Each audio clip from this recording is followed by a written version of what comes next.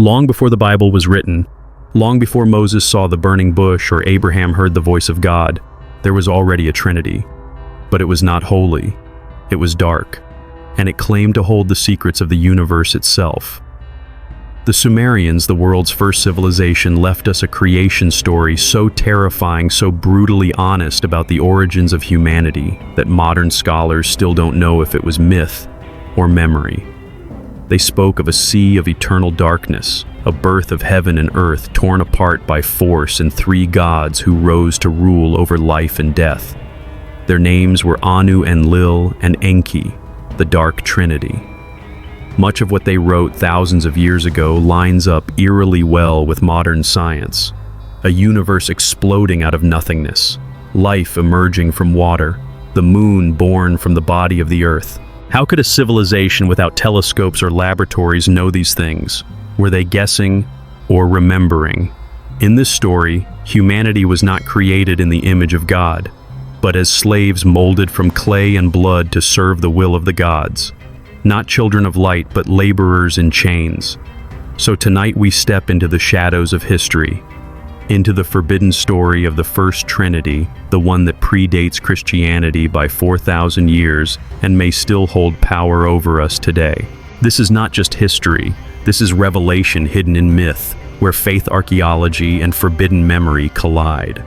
Welcome to the story you were never meant to hear, the Dark Trinity. And to understand it, we must go back to the beginning, to the sea before time, to the goddess who gave birth to creation, and to the first split between heaven and earth. Chapter 1. The Birth of Darkness. Before there was light, before there was time, before even the heavens and the earth, there was only Namu. The Sumerians described her as the boundless, all-encompassing sea. Not the gentle sea we imagine with blue horizons and waves, but an infinite black ocean without beginning or end. It was chaos, absolute darkness, silence so heavy that even the concept of sound had not yet been born. In their vision, creation did not begin with a kind God whispering, "Let there be light." It began with a sea that suffocated everything in mystery.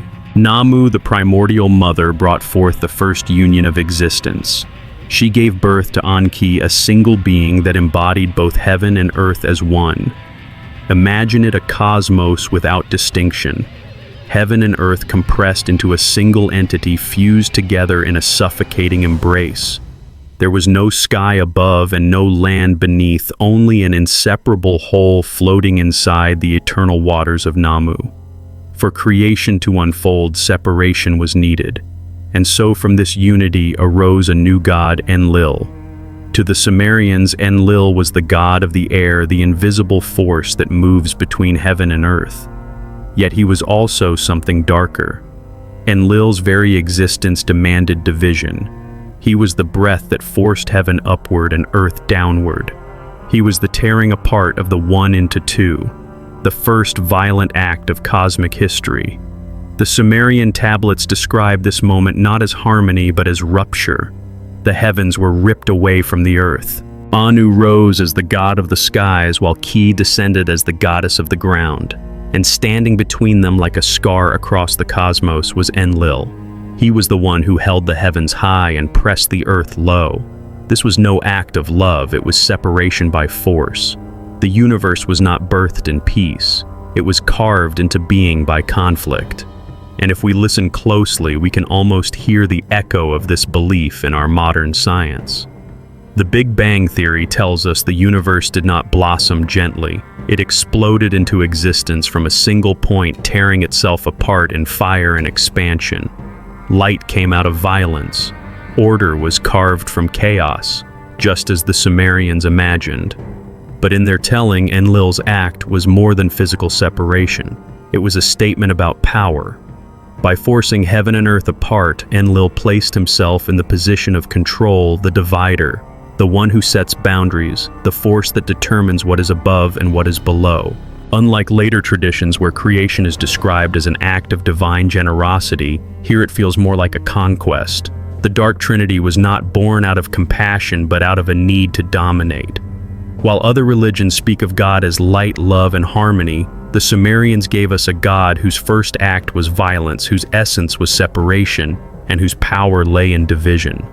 It is a portrait of creation that is unsettling because it feels raw, almost too honest. Perhaps they were not painting gods as ideals to worship, but gods as mirrors of the harsh reality they experienced, life itself, as a struggle existence itself, as the result of breaking apart what was once whole.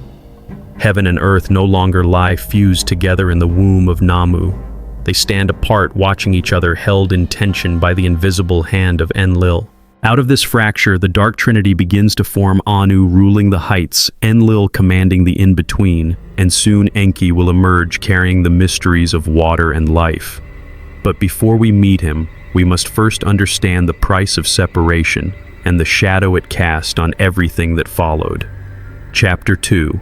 Creation and Science Collide. The story of the Dark Trinity does not end with the tearing apart of heaven and earth. In fact, that violent rupture was only the beginning. Once the cosmos had been divided, the question remained what would fill the emptiness between them. For the Sumerians, the answer was Enlil, the god of air, the invisible breath, the restless wind that rushed in to occupy the gap.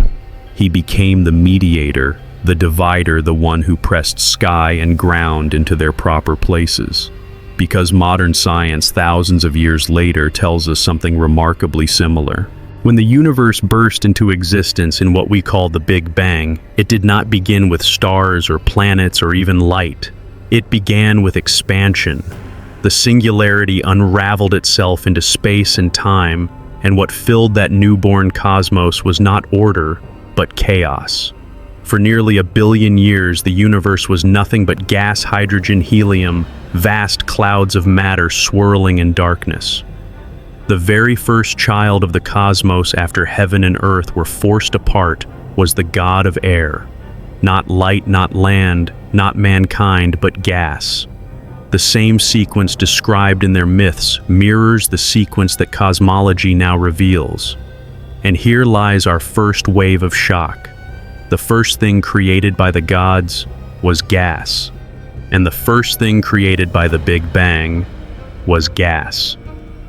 Coincidence or knowledge far ahead of its time? In Sumerian myth, Anu rose as the god of heaven, Ki became the goddess of the earth, and together they defined the duality of above and below. It was Enlil's violent act that separated them, establishing a cosmos with boundaries, directions, and domains. Compare this to the language of science. After the early gases cooled, gravity began pulling matter together. Dust and particles separated themselves, clustering into stars, planets, and galaxies. Space itself became divided, structured, ordered. What the Sumerians described in mythic terms, the separation of Anu and Ki, modern astrophysics describes in the language of physics. And then comes the arrival of Enki. Unlike Enlil, who represented the raw violence of separation, Enki embodied union, balance, and the mystery of life. Born from the interaction of heaven and earth, Enki was the god of water, wisdom, and fertility. To the Sumerians, his domain was the oceans, the rivers, the flow of all living things.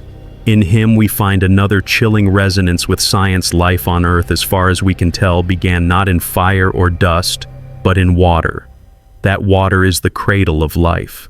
The earliest cells formed in ancient seas, nurtured by the combination of carbon, hydrogen, oxygen, and nitrogen, the very elements that the myth describes through divine union.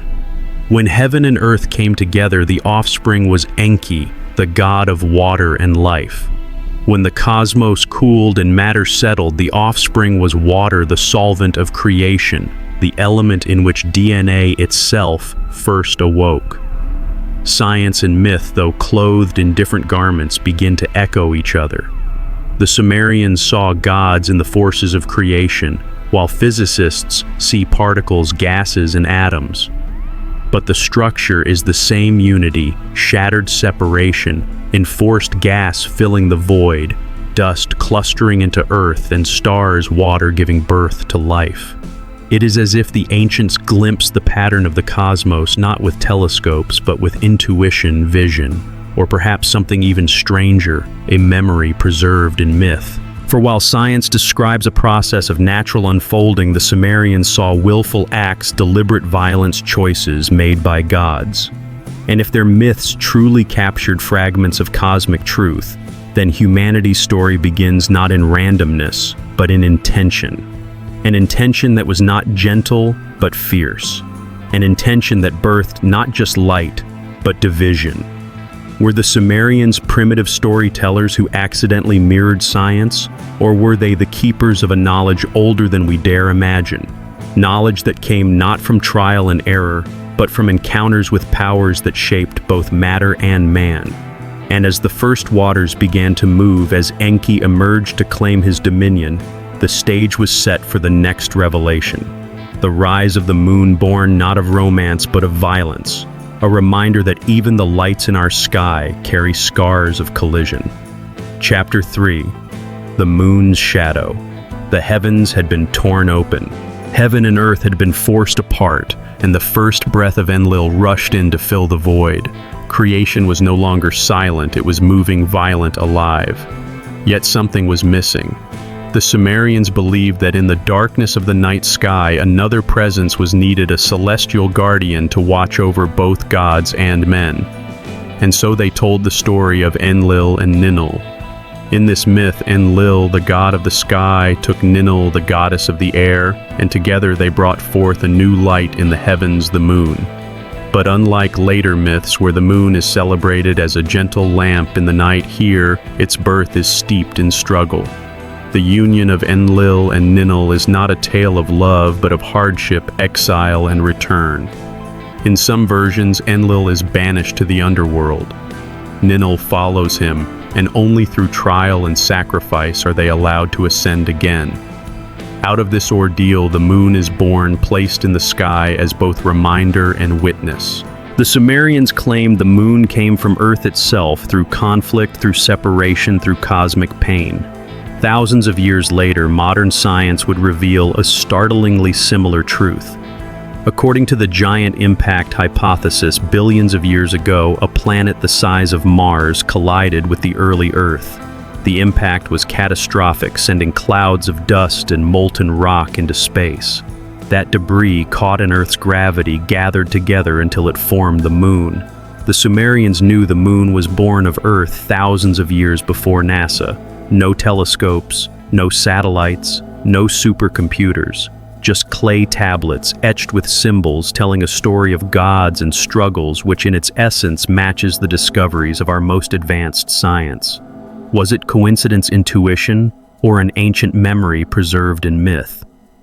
The moon is not just another rock in the sky. It shapes tides, seasons, the rhythm of life itself. Without it, Earth would wobble and spin chaotically, unable to sustain the balance necessary for life to flourish. And yet in Sumerian imagination, the moon was never just a gift.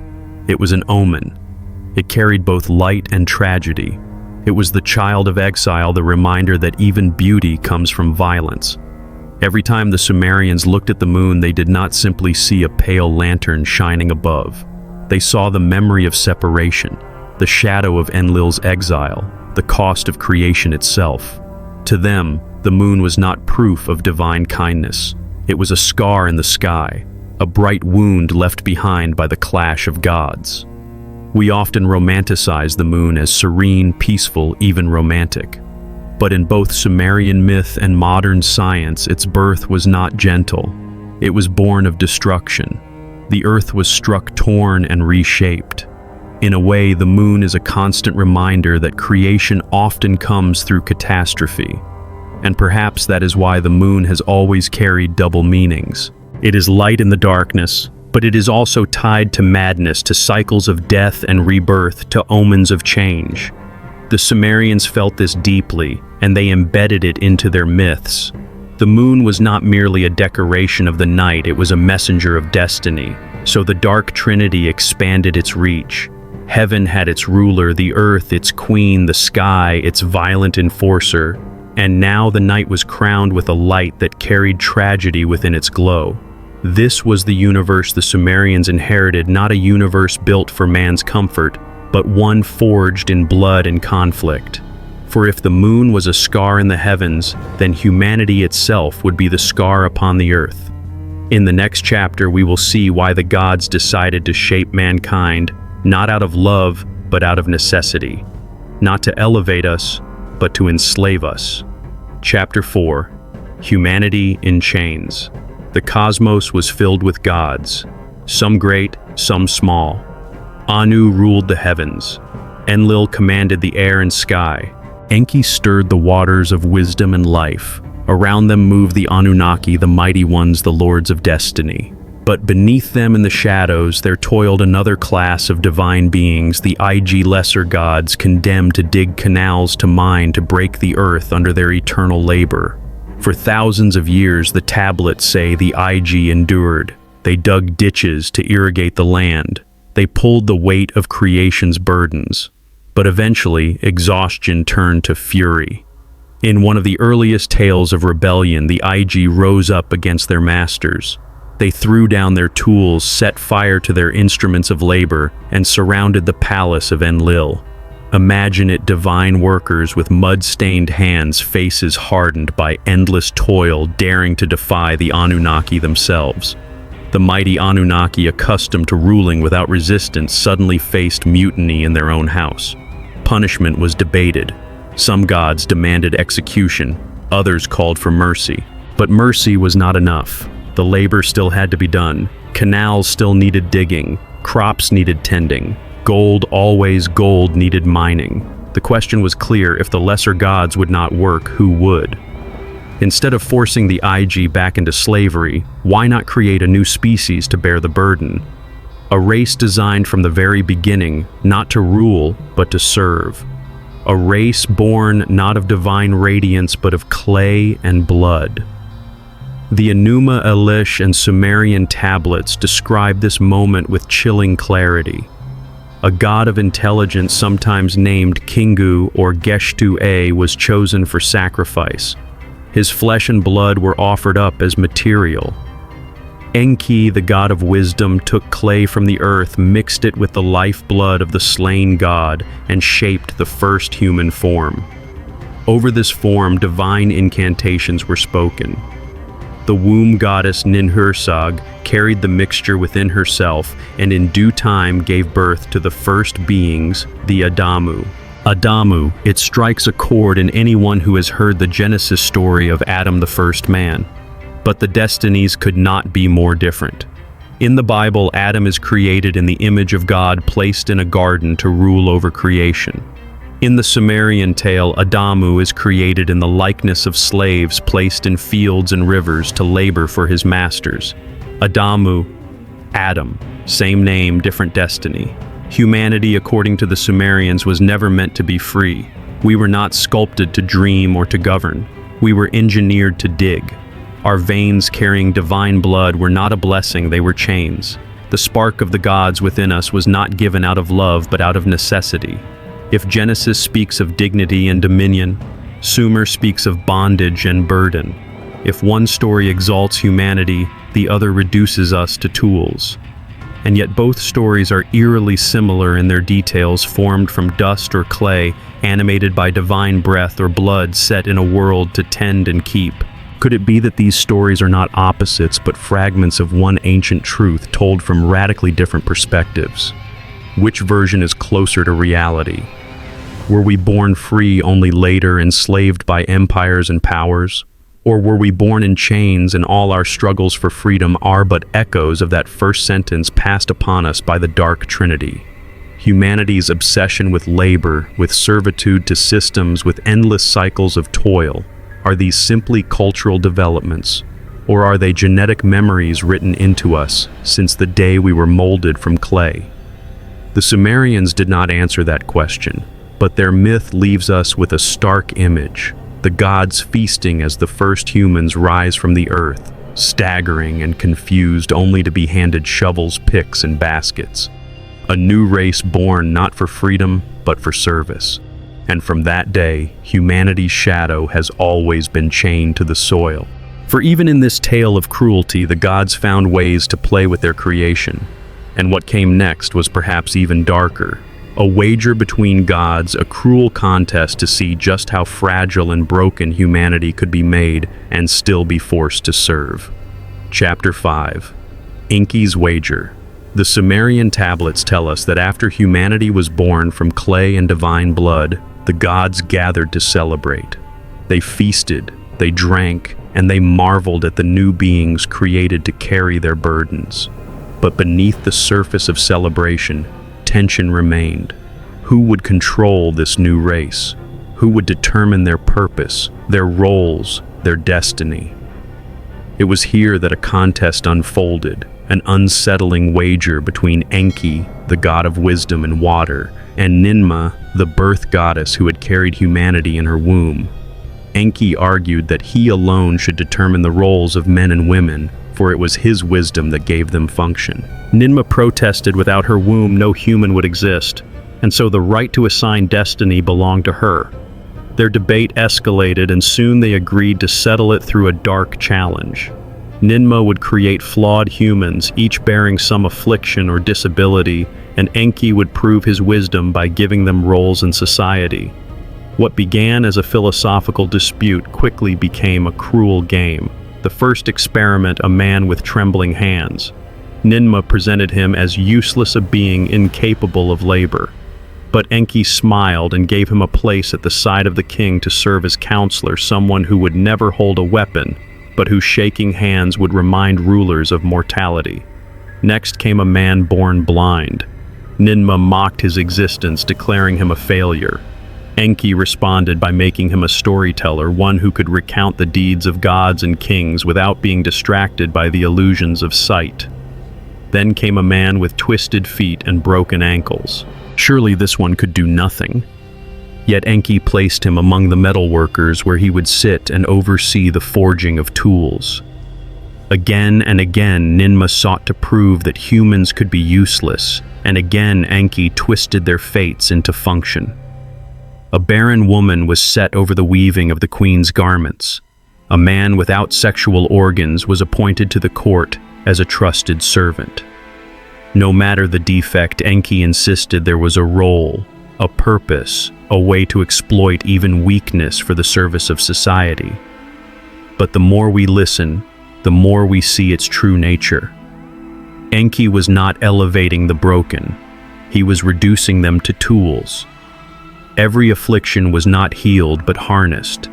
Every limitation was not lifted but exploited. Humanity was not treated as sacred, it was treated as clay reshaped for utility. Enki himself decided to create a being so flawed, so broken, that even Ninmah could not give him meaning. He formed a premature child, fragile and trembling. Its hands shook uncontrollably, unable even to feed itself. Its spine was bent, its hips crushed its feet, brittle. And as if cruelty were not enough, Enki sealed the child's body with a final curse: no open passage to expel waste, a sealed anus condemning it to agony. He turned to Ninmah and demanded assign him a role, but Ninmah could not. The child was beyond redemption, and so she admitted defeat. Enki had won the wager. But what does it mean to win such a contest? What lesson do we take from gods who toyed with life, who molded human suffering into entertainment? The Sumerians leave us with a chilling truth. This was not creation, it was cruelty disguised as wisdom. Unlike the Genesis story, where God sees creation and calls it good, the Sumerian myth reveals gods who saw creation as a game, a wager, a way to assert power. Humanity was never treated as children of heaven, but as clay, to be broken, reshaped, and repurposed. Even the disabled in this vision were not valued for their humanity, but for their utility, because it forces us to ask, are we loved for who we are or valued only for what we can do? Is weakness a mark of dignity or a mark of exploitation? It shows us gods laughing over the broken, boasting over the twisted, wagering over the powerless. And it sets the stage for even darker theories, ideas that suggest these gods were not just myths, but beings with motives as cruel as their stories. Theories that claim humanity's chains have never been broken, but only disguised. Chapter 6: Alien Gold and Cosmic Slavery. If the Sumerian myths ended with humanity molded from clay to serve the gods, the story would already be dark enough. But for many researchers and interpreters of these ancient tablets, that is only the beginning. For they ask, what exactly were humans created to do? What was so vital, so urgent that the gods themselves would sacrifice one of their own and fuse his blood into mud just to craft a new race of workers? The answer, some argue, is gold. According to what is often called the gold bug theory, the Anunnaki, the great gods descended from Anu were not divine beings in the way we imagine gods today, but travelers from beyond our world. They came not from heaven in the poetic sense, but from the stars. Their home, the Sumerians wrote, was a distant planet named Nibiru, a world with a vast elliptical orbit that carried it around the sun only once every 600 years. Modern astrophysics has confirmed that a planet X, a large unseen body on the edge of our solar system, may indeed exist. NASA has openly acknowledged that such a planet is plausible, though not yet proven. The Sumerians called it Nibiru thousands of years before telescopes ever swept the sky. The gold bug theory claims that the Anunnaki faced a planetary crisis. Their atmosphere was failing their world on the brink of collapse. The solution: gold. Not for wealth, not for jewelry, but for survival. Gold, when ground into fine particles, can reflect radiation, stabilize atmospheres, and protect planets from cosmic harm. And where was gold most abundant on Earth? The theory suggests the Anunnaki came here with a mission mine: the Earth harvest its gold and save their dying planet. At first, they forced the Ig, the lesser gods, to dig. But when the Ig rebelled, humanity was created an expendable labor force designed with just enough intelligence to obey, just enough endurance to toil, and just enough divine spark to survive the harsh conditions of the mines. Why is gold worshipped in every culture across every age? Maybe because we were designed that way. The Egyptians gilded their tombs with it, believing it to be the flesh of the gods. The Incas called it the sweat of the sun. In India, it is sacred, tied to purity and prosperity. Even today, in a world ruled by digital numbers and paper currency, gold remains the one element that nations hoard, economies stabilize, and humanity instinctively values above all else. It is not essential for survival. You cannot eat it, drink it, or breathe it. And yet, it grips the human imagination like no other substance on Earth. Why? Perhaps because, if the Sumerians are right, it is written into our very design. A lost planet called Nibiru, echoed by NASA's own speculation of Planet X. Gods descending for gold, mirrored by our own strange, irrational obsession with it. Ancient stories that say humans were built to mine, paired with modern discoveries that gold truly can stabilize atmospheres. The pieces, when placed side by side, form a puzzle that is difficult to ignore. If humanity was engineered to be miners, slaves bound not by chains but by instincts, then what does that say about our history, about our civilizations, about our endless wars for wealth, our relentless pursuit of treasure, our obsession with riches that destroy us? Could it be that we are not fighting for freedom at all, but simply repeating the purpose we were designed for? And worse, if Nibiru does exist, then perhaps the Anunnaki are not gone. Perhaps they return in cycles every 600 years to check their work.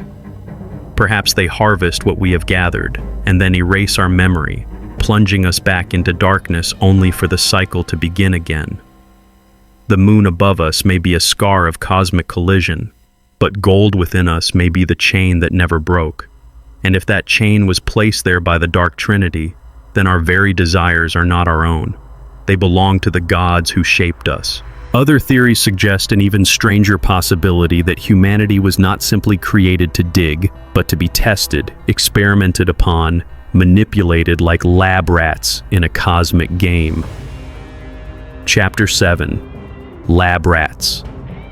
Simulations and Lost Civilizations. If the gold bug theory unsettled us by suggesting we were designed as miners, the next set of theories cuts even deeper, questioning not only why we exist, but whether our entire reality is itself a carefully engineered trap. The first is often called the lab rat theory.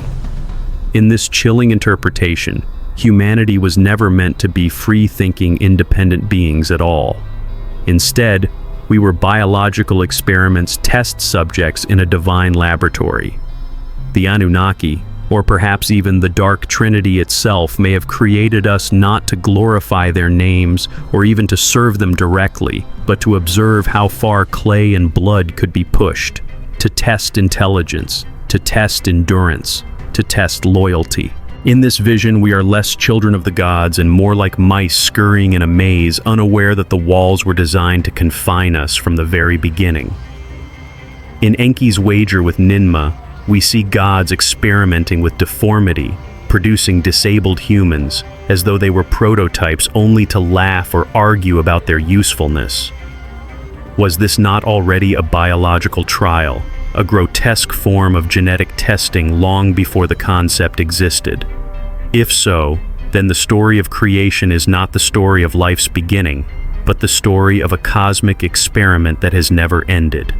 But there is another theory, one even stranger, the simulation theory.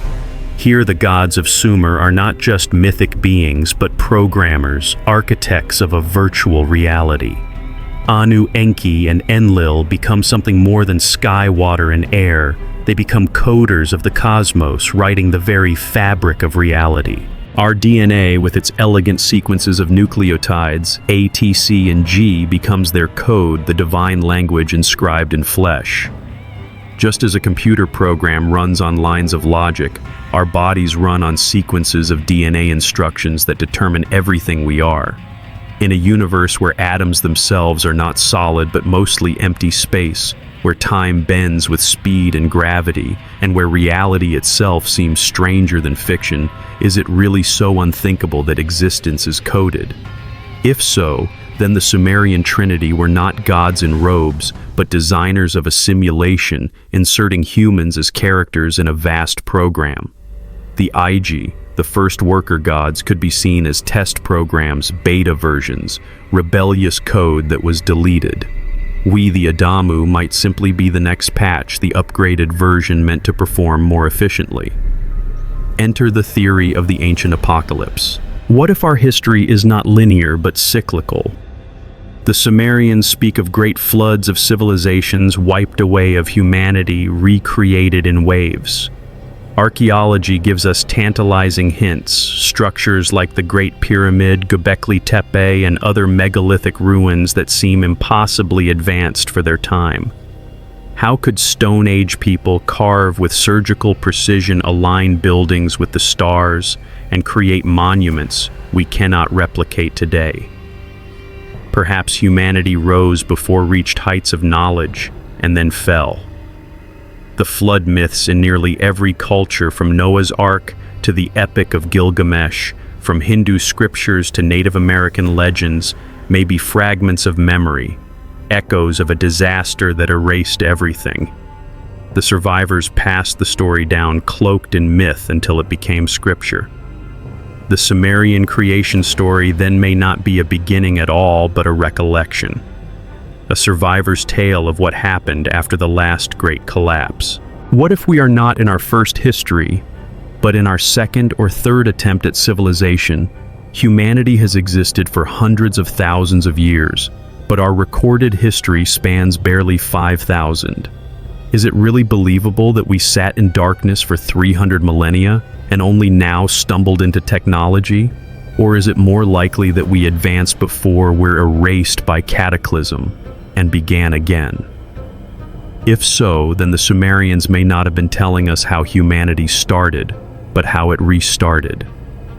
They force us to consider that we might not be who we think we are, that the world around us may not be as solid as it appears, and that our very desires and instincts may not belong to us. Are we test subjects? Are we avatars in a cosmic simulation?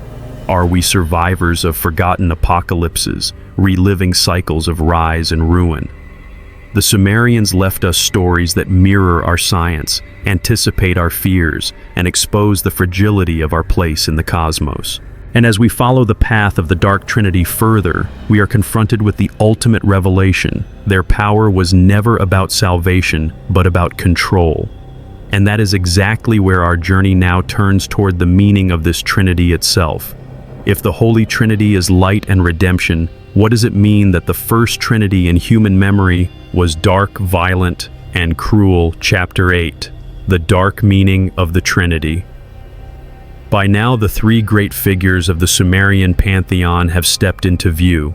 Anu, the god of the heavens; Enlil, the god of the air and sky; Enki, the god of water, wisdom, and life. Together they formed what may be the world's first Trinity.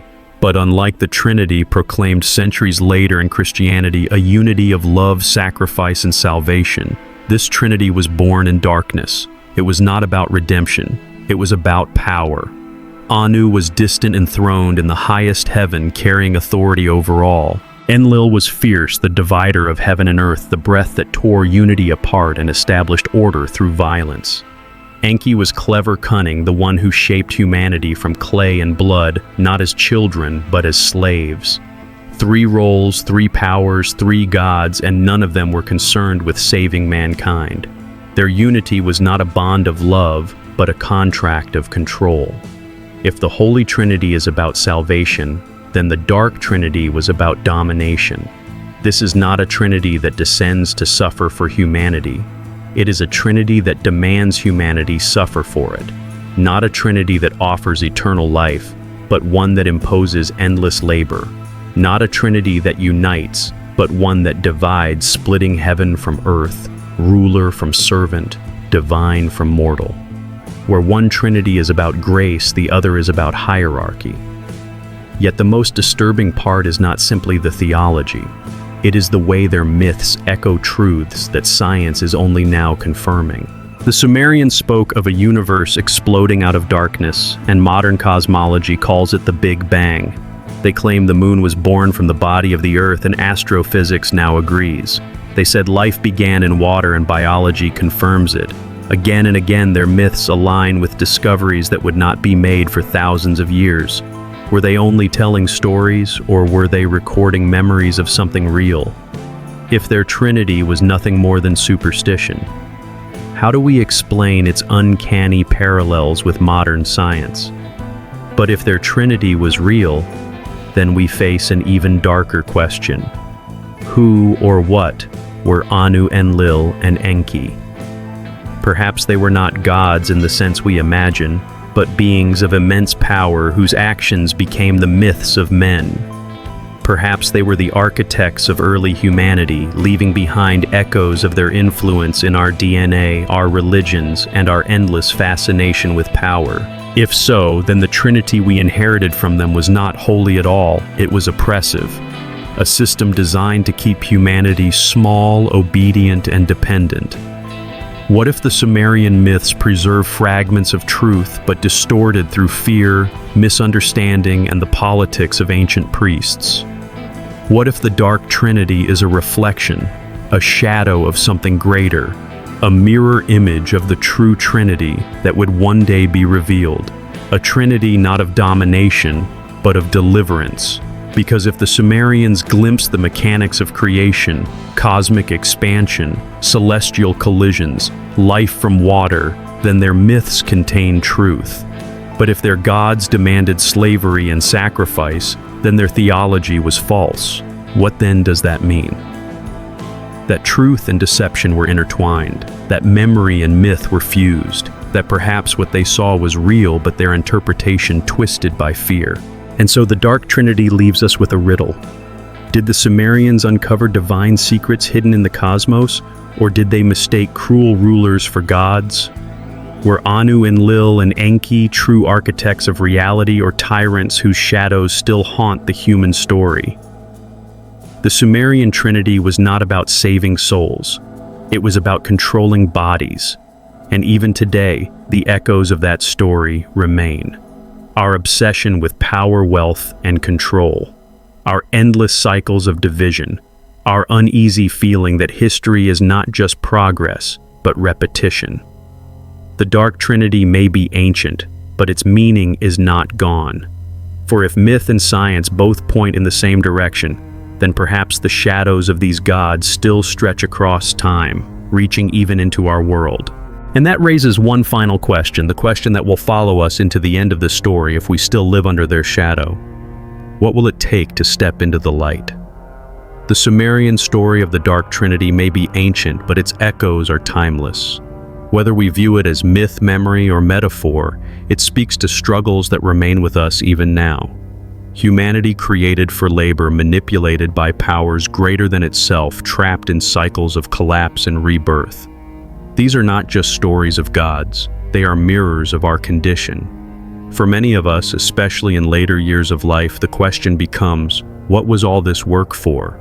Were we only digging in the dust, chasing wealth, bending under burdens we never chose?